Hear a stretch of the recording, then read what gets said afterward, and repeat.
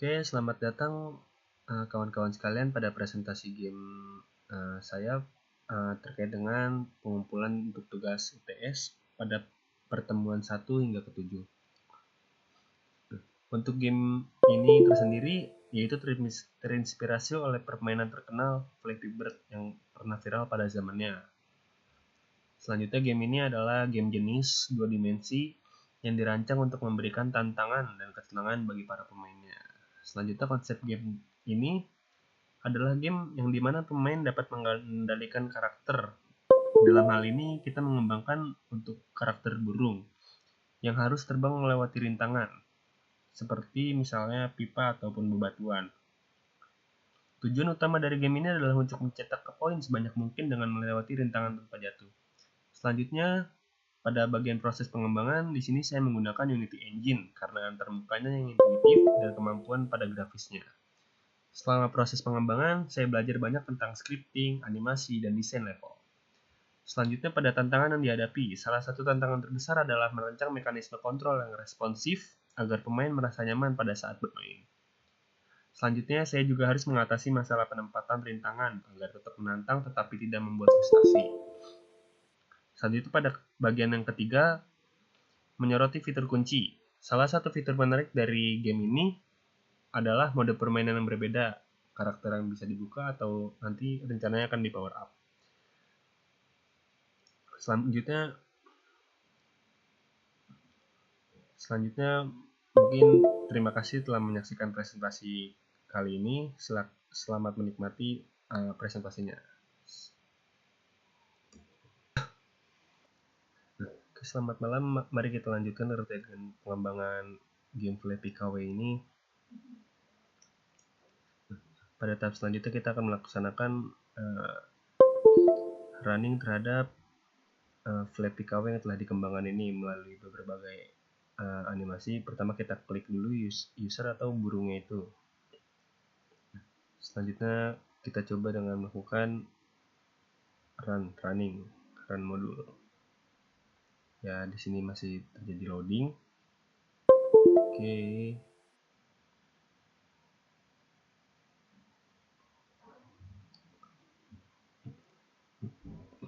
Oke, masih loading. Selanjutnya mungkin ini ada hasilnya. Kita dapat mengklik pada mouse, klik-klik untuk menerbangkan burung.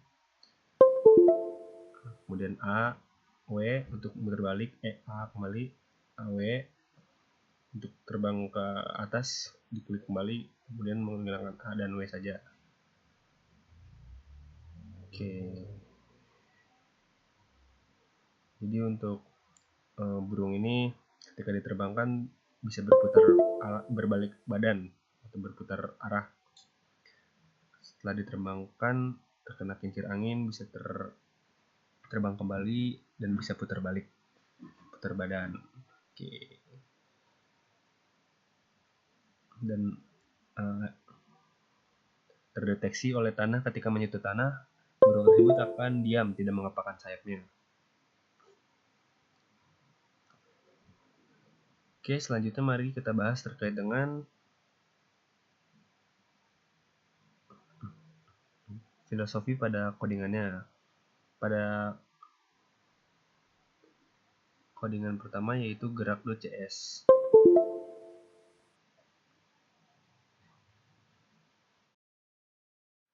Oke, pada tahapan selanjutnya kita akan membahas terkait dengan gerak.cs yang untuk kode C# yang telah diimplementasikan pada user tersebut atau pemain.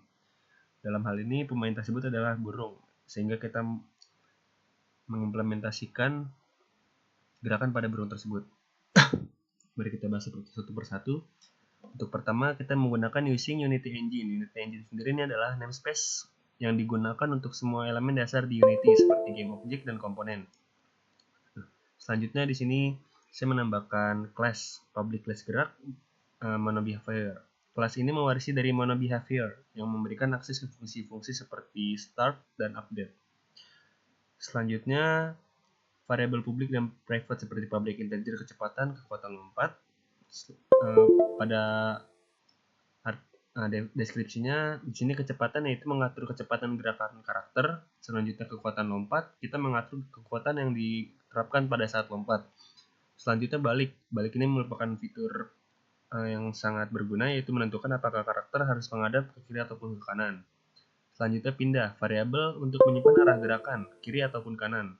Selanjutnya tanah. Ini menentukan status apakah karakter berada di tanah. Selanjutnya target layer. Layer yang digunakan untuk mendeteksi permukaan tanah. Selanjutnya deteksi tanah. Nah, deteksi tanah ini sangat berfungsi terkait dengan deteksi ketika burung menyentuh tanah, yaitu transform menunjukkan lokasi deteksi tanahnya. Jangkauan. Selanjutnya jangkauan jarak deteksi untuk melihat apakah karakter berada pada tanah. Selanjutnya anim adalah komponen animator untuk mengontrol animasi karakter. Selanjutnya di sini saya mengimplementasikan void start, yaitu lompat. Get komponen rigid body 2 dimensi, kemudian get komponen animator. Metode ini diinisialisasi sekali ketika permainan dimulai. Selanjutnya mengambil komponen rigid body 2 dimensi dan animator yang terpasang pada saat objek game. Oke.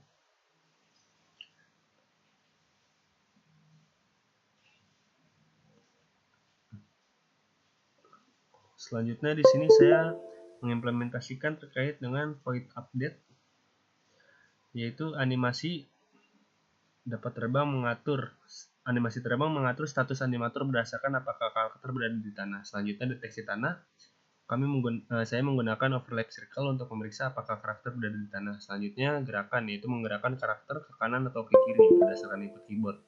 D untuk kanan dan A untuk kiri. Selanjutnya lompat. Di sini saya mengaplikasikan gaya lompat jika karakter berada di tanah. Kemudian untuk menerbangkan burung kembali itu mouse-nya adalah diklik. Selanjutnya balik badan. Di sini saya mengimplementasikan terkait dengan memanggil metode balik badan untuk membalikan karakter sesuai dengan arah gerakan. Misalkan ke kanan, yang awalnya di kanan, kemudian kita mengklik D untuk ke kiri, maka karakter tersebut akan membalik badan.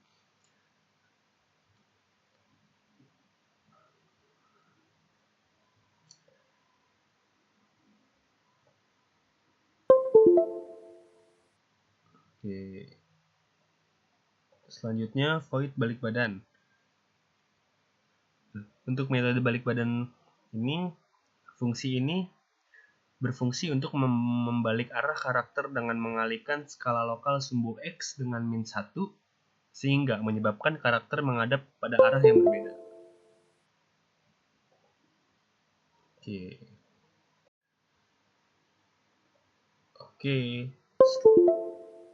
Selanjutnya di sini saya akan melakukan demo kembali terkait dengan hasil yang telah kita dapatkan terkait dengan kode-kode yang tadi telah diimplementasikan. Kekitaran. Oke, berikut ini adalah hasilnya. Ketika burung terdeteksi ke tanah, kita harus mengklik kembali ada agar burung dapat terbang.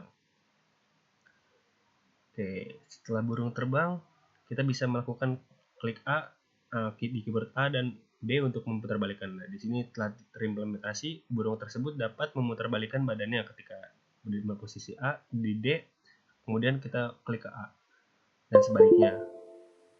Oke. Dan ketika menyentuh tanah, burung itu tidak mengepakkan sayapnya. Jadi sayapnya itu berhenti ketika dia mengepakkan tanah, seperti mendarat.